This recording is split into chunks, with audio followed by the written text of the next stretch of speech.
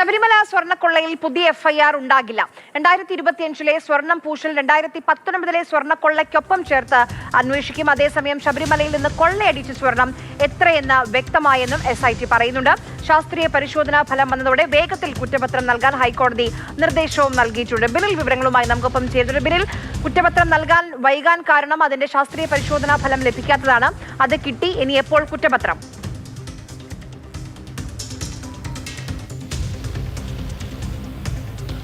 ആര്യ, വേഗത്തിൽ തന്നെ കുറ്റപത്രം നൽകാനാണ് ഇപ്പോൾ SITക്ക് ഹൈക്കോടതി നിർദ്ദേശം നൽകിയിരിക്കുന്നത്.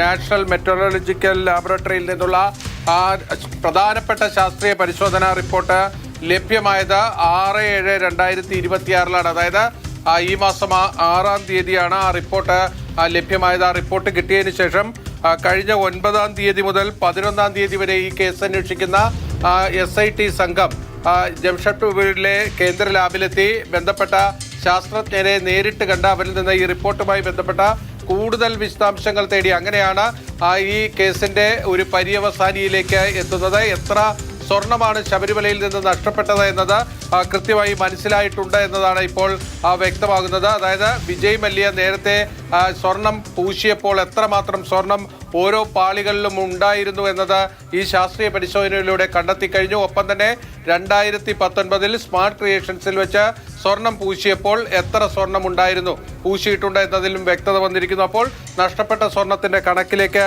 കാര്യങ്ങൾ വന്നിരിക്കുന്നു. ഇനി ഏറ്റവും പ്രധാനപ്പെട്ട കാര്യം, പുതിയ FIR ഉണ്ടാകുമോ എന്നതായിരുന്നു ഒരു ചോദ്യം.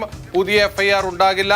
2019 ദ്വാരപാലക ശില്പങ്ങളിലെ സ്വർണം പൂശലുമായി ബന്ധപ്പെട്ട കേസിന്റെ ഒപ്പം തന്നെയായിരിക്കും 2025 സ്വർണം പൂശലും ചേർത്ത് അന്വേഷിക്കാൻ തീരുമാനിച്ചിരിക്കുന്നതെന്നാണ് ഇപ്പോൾ SIT വ്യക്തമാക്കിയത്.